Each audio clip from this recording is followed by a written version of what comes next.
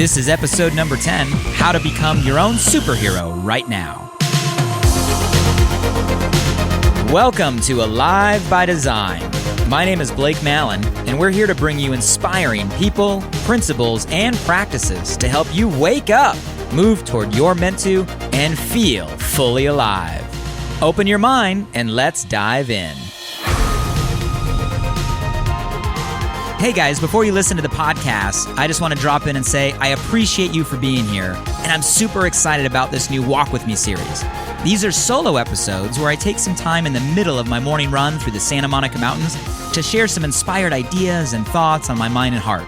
If you want to join me for any of these conversations live, you can catch me many mornings on my Facebook page, facebook.com/BlakeMallon.page. Would love to see you there. Love you guys. Enjoy the episode. Walk with me for a few minutes. So I'm thinking about heroes and what it means to be a hero right now, because we all know the world needs some heroes. But I think that maybe for many of us, our perception or impression of what a hero is, at least at this point in time, may be a little off and maybe a little skewed. So I want to talk about heroes. The ones that are stepping up, the ones the world needs, and maybe how all of us, including you, can be one. You guys, let me first kind of set the context and just share my understanding of what's going on with the giant warning and giant disclaimer that I am no way an expert, nor am I even the most informed. I'll admit that I'm not the one glued to all the news sources right now. I'm not the one reading, every tweet, every article, every video. I'm plugged into some sources I trust. They give me facts and information so I can be educated. But I'm probably one of the bottom of the list if you're looking for someone that's plugged in and getting every piece of information they can right now. So I'm just going to give you my understanding, and you guys tell me if my understanding is even accurate. So here are my understanding of the situation we're all in right now. We obviously have a virus that seems to be unlike many that we faced before. It's a virus that seems to be growing faster, right, than we're used to for many reasons. This thing is durable. It's easy to pass from person to person. It seems to be staying on things like metal for long periods of time, which for whatever reason at the end of the day means this thing is really contagious, easily transferred, and growing faster than we'd like and faster than we want. Is that at least an accurate summation, minus all of the details on how and why and what that I'll leave to the experts to sort out, as I know they're working toward? So we have a virus that's growing fast. The second thing I understand is we have an infrastructure challenge ahead of us. And by infrastructure, I mean just our health infrastructure. In other words, our infrastructure around the country, infrastructure around the world, on how we're going to be able to respond and help people through this situation. And by infrastructure, I just mean, simply things like physical locations. There's only so many physical places, hospitals. Now we're setting up public facilities to serve as locations to help and serve, but there's only so many physical locations that we have. There's only a finite amount of kind of supplies, right? And supplies might be, obviously everybody's talking about mass, and I'm not going to make a toilet paper joke. But real supplies, like supplies that our health professionals need. I'm sure there's a long list of things that our health professionals would be more equipped to explain what the needs are than I would. But I look at it simply and say, well, there's a lot of things that are going to need to help people, and those are in a finite amount. And even expertise, right? There's only so many people that are trained to serve and to help. And I'm sure the list goes on, guys, in terms of finite resources. But when I say infrastructure, we can stop the list there of just physical places, materials, and expertise. And the challenge that I see is, or at least I'm hearing, is that math is not on our side. So if we have a virus that seems to be going very, very quickly, we're going to have, obviously, an infrastructure problem. So the way I see this is there's kind of like two groups of people right now, and we all fall into one group or the other. So first group are people that can actually have a direct impact to a solution. right? And these people are stepping up in a major way.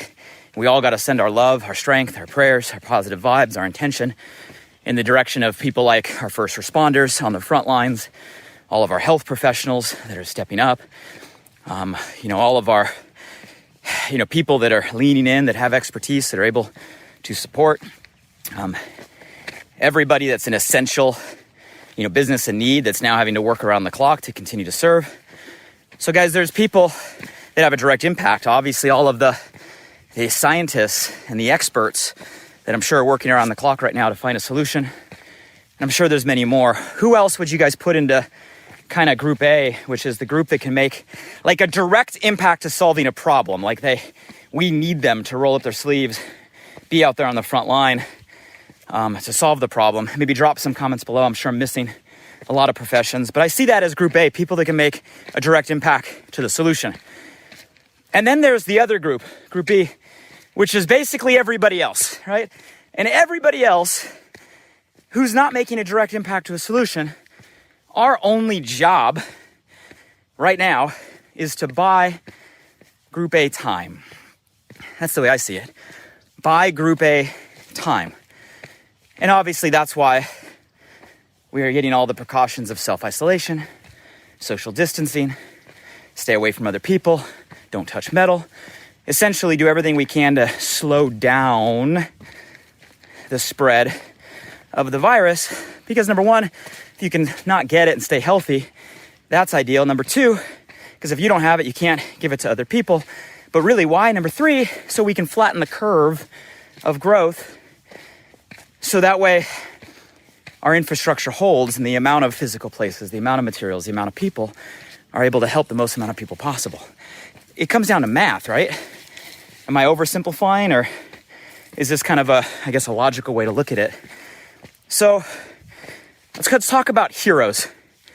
If there's two groups right now, in my opinion, there's a couple kinds of heroes, right? We have heroes that maybe we know are heroes right now and we should be celebrating. The ones that are putting themselves at risk every day to help others, our first responders, our healthcare professionals, people serving, right? These are heroes and they need to be celebrated. Matter of fact, let's celebrate with some love below. If you know anybody that right now is a hero, that is stepping up, that is serving, that is helping, that is out there making a direct impact, give them a tag below, give them some love. I'd like to acknowledge them and celebrate them. And we should be doing that every single day and supporting them. And those guys are heroes. And I think most of us would assume that. But here's where I want to make a shift. You guys, the other group, group B, you can be a hero too. But the challenge in understanding this is it's maybe shifting your perception of what a hero is. See, we're taught a hero has to take risk. We're taught a hero has to, put everybody else first. We're taught a hero, right, has to, put themselves in harm's way for the betterment of others. Insert any comic book, movie, Marvel character, right? The heroes that we're used to growing up with and studying, we're conditioned to think that we have to put everybody else before us. We have to put ourselves in harm's way for the betterment of the world. We have to save the day. And guys, that is the opposite. Listen to me. That is the opposite of what the second group needs to do right now to be a hero. See, there's a big difference right now. You putting yourself in harm's way isn't just about you. So even if you want to go outside and help, even if you want, right, to take care of somebody you care about, even if you want, right, to put yourself in the public eye, even if you want to sacrifice, right, because you think it's noble to sacrifice yourself for the sake of others, you're missing the point. You protecting yourself protects yourself. But in the case of a virus, guys, you protecting yourself protects everyone else. You see, the most selfish thing that I think you can do right now is try to play the hero and take an action that puts yourself and others at risk. And I want you guys to let that sink in for a second. Nobody wants to be the person that affects or infects another person. The worst thing you can do is put yourself in a situation where maybe you're infected and you don't even know it. a lot of you probably fall into a category where you could very well be infected and not know it. Maybe you're healthy, you have a great diet, you exercise, your immune system is strong. Maybe you fall into the category they're talking about that you might not even know. Don't pretend to be a hero thinking you're helping others, when in turn you're actually putting the people around you, and even worse, maybe the people you care about most, at risk. Nobody wants to be the person that infects another person. Now, guys, no guilt to those out there that don't know and maybe are.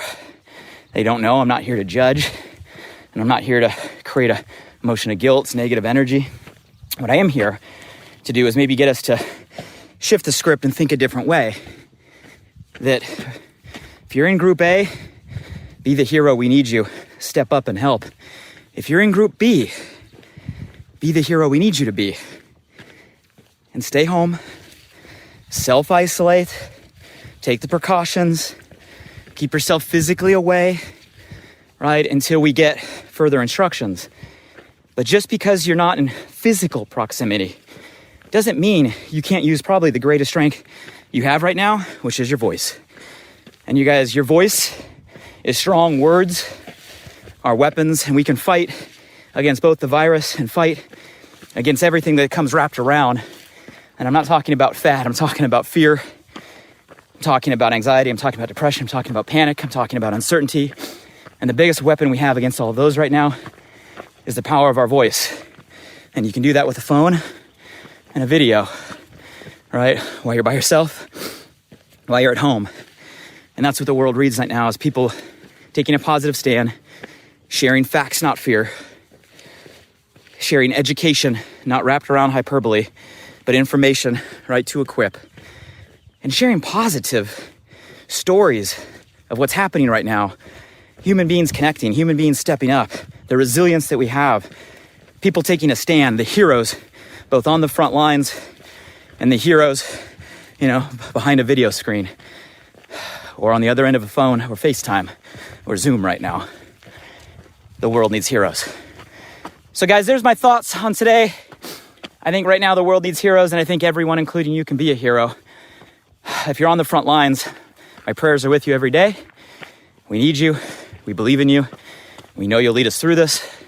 And for everybody else, be a hero and stay home and use your voice for yourself and others. Have a great day, everybody.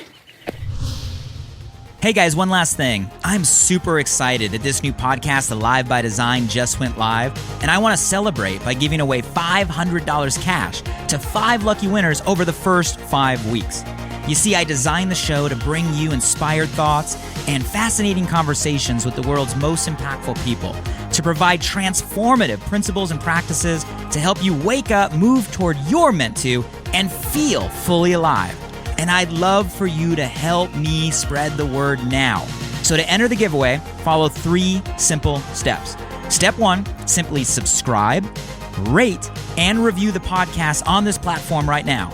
Step 2, find this giveaway video post on my Instagram, @BlakeMallon, or my Facebook or LinkedIn profile, and share it to your Instagram story or your Facebook and LinkedIn profile. When all done, simply comment "alive" and tag 3 friends on that same post. Weekly winners will be chosen randomly and announced publicly on my Instagram and Facebook story each of the first 5 Saturdays after launch. Would really appreciate your support, so if I've ever given you value, please do me this personal favor and go subscribe now.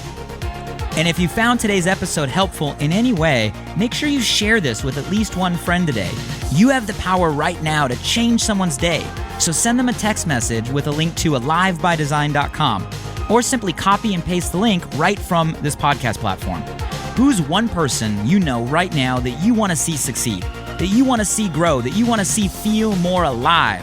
Shoot them a text with your largest takeaway from today and be a light in their day. And if you were referred here by a friend, make sure you shoot them a text back and say thank you. I'd love to hear from you directly on what you got from today's podcast. So if you're up for it, drop by my Instagram, @BlakeMallon, and shoot me a DM. And as always, thank you for showing up. I'm grateful for you, and I hope our time together today in some small way helped you feel a little more alive. Until next time.